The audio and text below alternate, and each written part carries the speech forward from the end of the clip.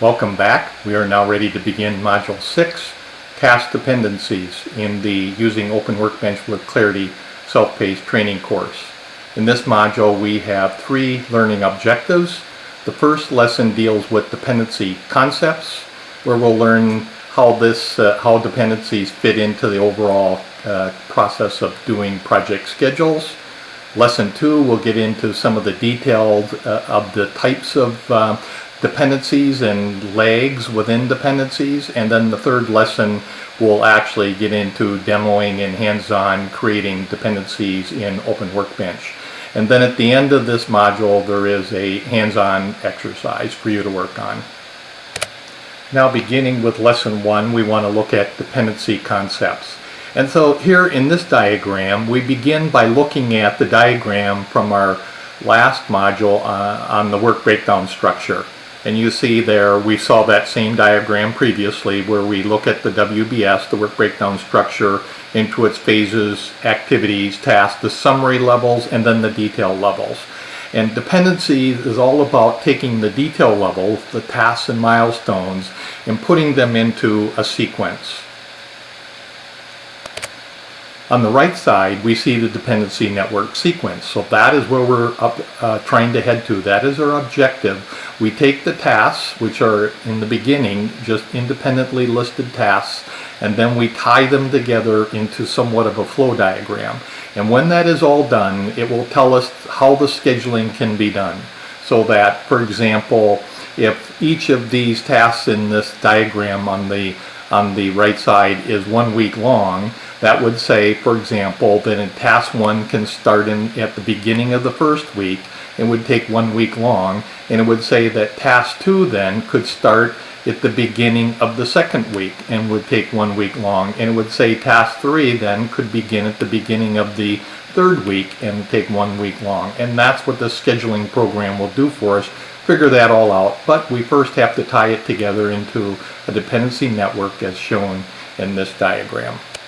Now, when we look at dependency network in this process within Clarity and within Open Workbench of putting together a dependency network, we're talking about industry standard methodologies here. There is nothing unique to this about Open Workbench or nothing unique to Clarity. Dependency networks is something that exists in industry standard scheduling practices. You will find it in, for example, Microsoft Project. You will find it in methodologies, for example, like critical path method that existed long before desktop scheduling applications even existed. So it is a standard industry practice to do this. Now, getting into the second lesson on dependency types and lag, the first thing we want to do is look at the dependency types. So the first one in the upper left corner, finish to start. This is the traditional, typical dependency the way we think of them. The terminology, though, we need to get accustomed to, and that is the predecessor-successor terminology. The task in front is the predecessor, the task in behind becomes the successor. If there were a third task that followed the successor, then the one that's called successor now would be the predecessor to the one that follows it. So it's a relationship. And so the finish to start just simply says that we finish the predecessor before we begin the successor. The second type is start to start, and that relationship says that we need to begin the predecessor first and then we can begin the successor. This tends to tie the two tasks so that they work in somewhat parallel fashion.